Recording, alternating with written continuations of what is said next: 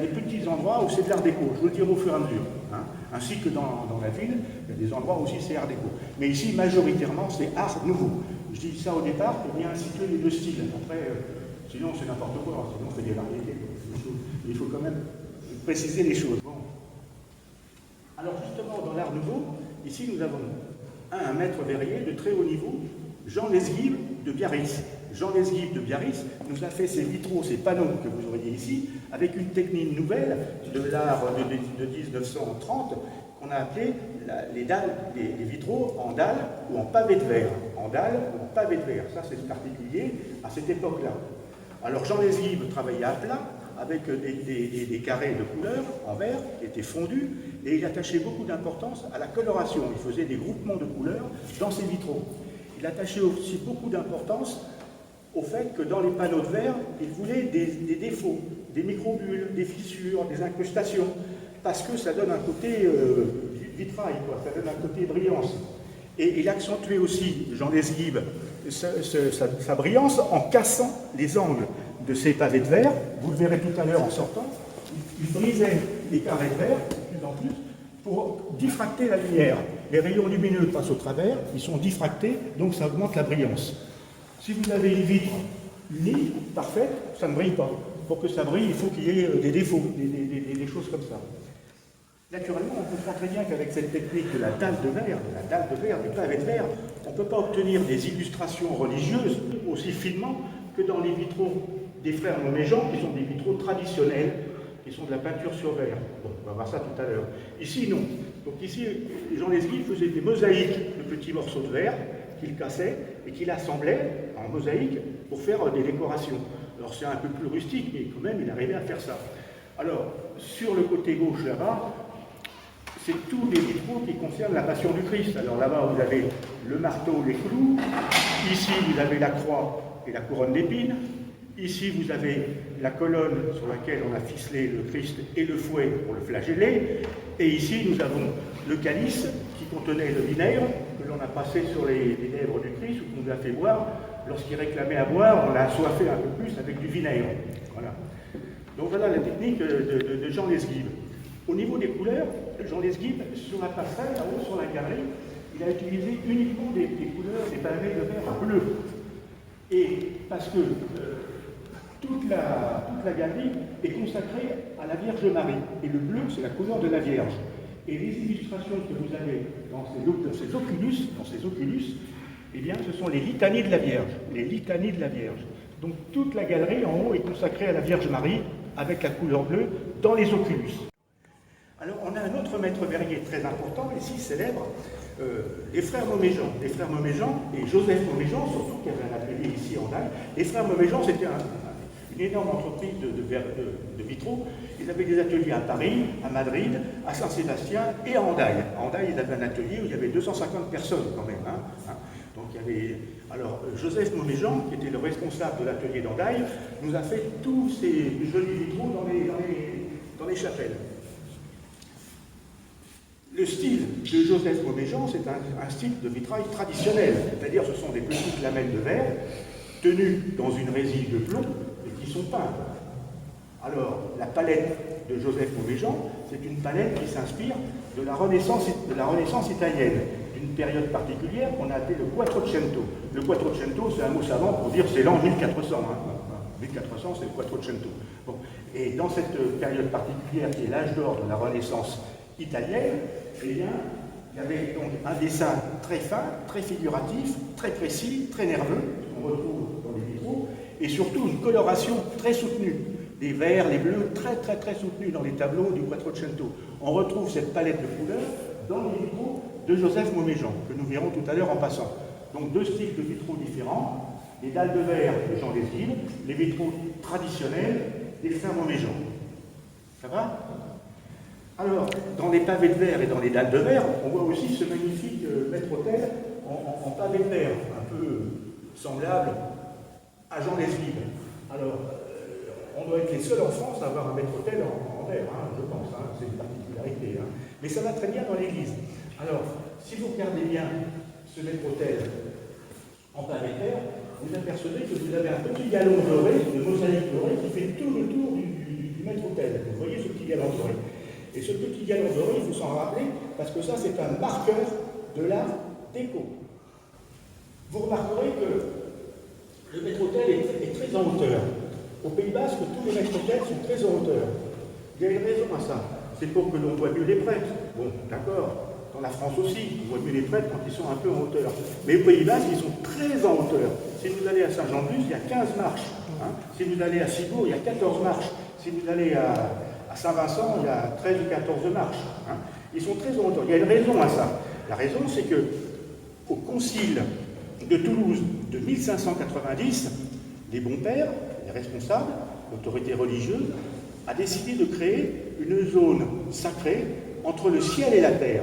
C'est très poétique cette affaire, entre le ciel et la terre. Parce que quand les prêtres font leur liturgie, ils ne sont pas avec la multitude, comme nous sur le sol.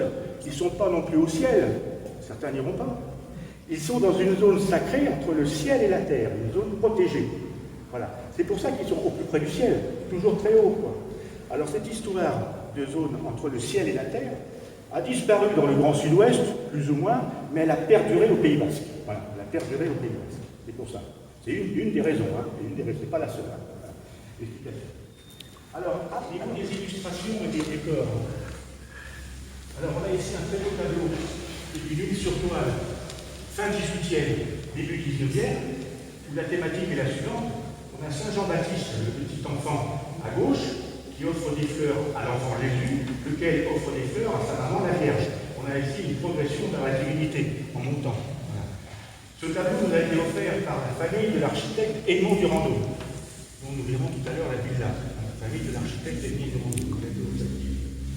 Autre particularité dans les décors, ici une belle œuvre de Sainte-Anne.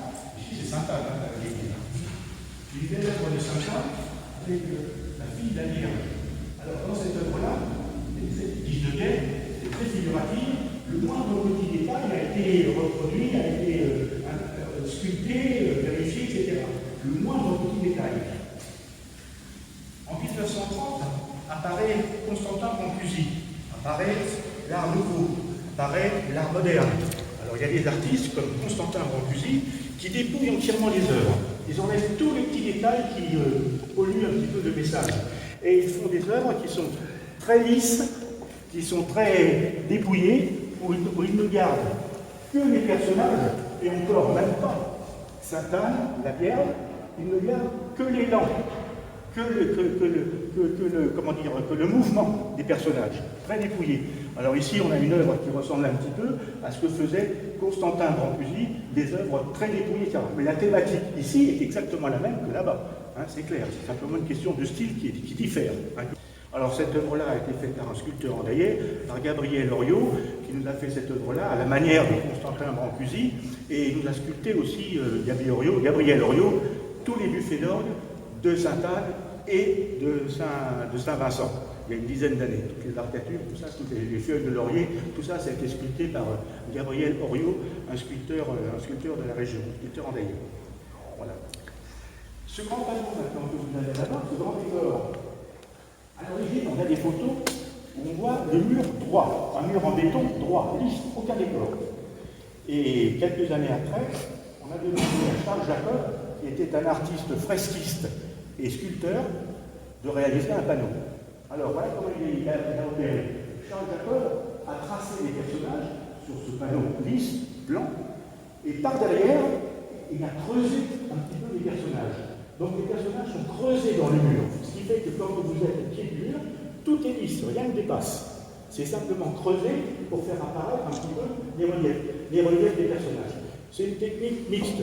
C'est pas du bas-relief, c'est pas du haut-relief, c'est un mixte des deux. C'est une technique de Charles Jacob. Voilà. Ah, puis après, il y avait la polychromie, etc. Hein.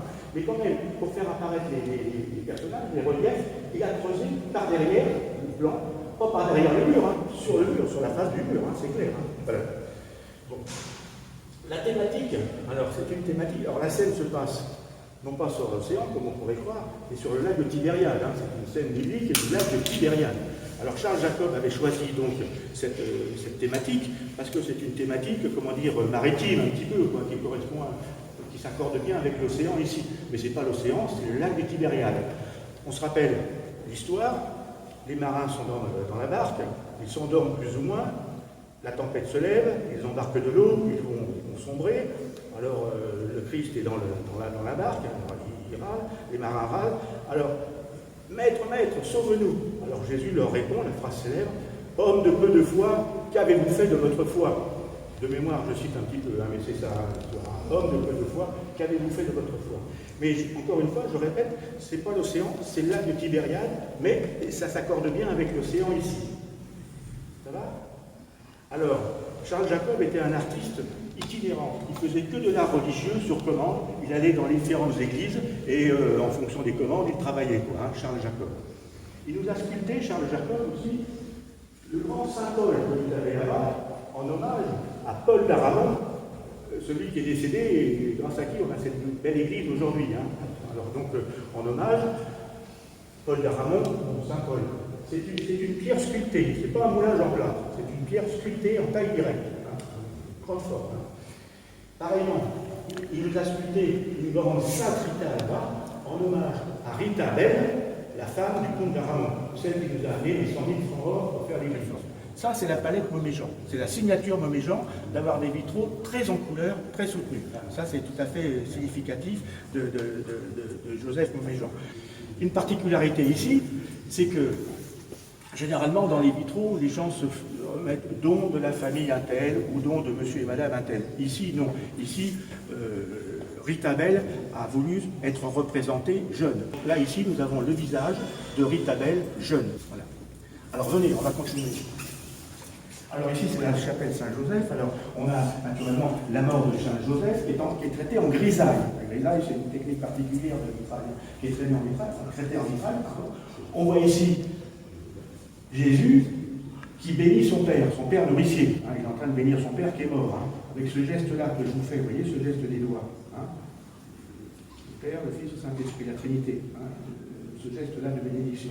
Et ici, on a naturellement la Vierge qui pleure Saint-Joseph. Des couleurs très soutenues. Bon, ici, c'est la fuite en Égypte, on reconnaît bien la fuite en Égypte, etc., avec des colorations très, très vives, très soutenues, un très beau décor, etc., etc. Voilà, la fuite en Égypte. Ici, alors là, c'est intéressant.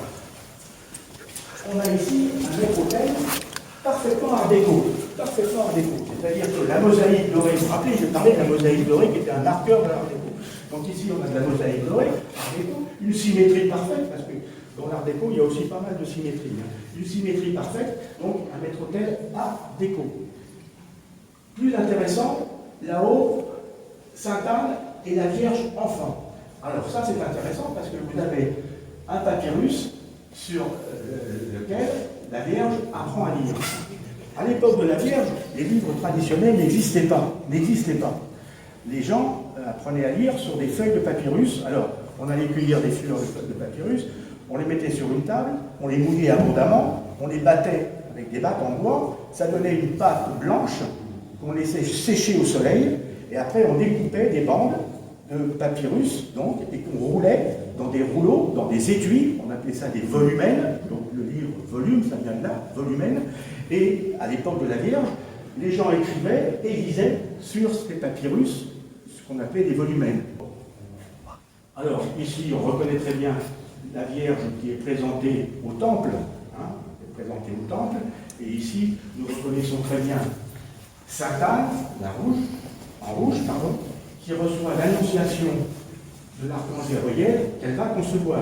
Sainte-Anne était une femme déjà âgée, elle avait du mal à concevoir, donc l'archange Gabriel lui annonce qu'elle va être enceinte de la Vierge, c'est la mère de la Vierge, c'est bien qu'elle. Et en arrière-plan, vous avez ici Saint Joachim, ou Saint Joachim, ça ne sais pas comment on prononce, son mari, Saint Joachim, là-haut, qui lui aussi reçoit l'annonciation de l'ange Gabriel, qui se trouve de l'autre côté, comme quoi sa femme va concevoir la Vierge. C'est la mère de la Vierge.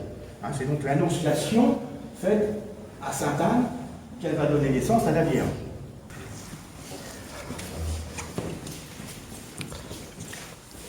Alors, la dernière chapelle, la chapelle de la Vierge. Alors, pour moi, le plus beau de tous les panneaux montrégians, ils sont tous très beaux, c'est pas le problème, mais c'est ce panneau-là que je préfère, qui est le plus soutenu, qui est le plus beau, les compositions, l'équilibre des personnages, les animaux, l'étoile, la petite lanterne, on a l'impression qu'elle est éclairée de l'intérieur, alors qu'en fait c'est simplement une peinture, tout simplement.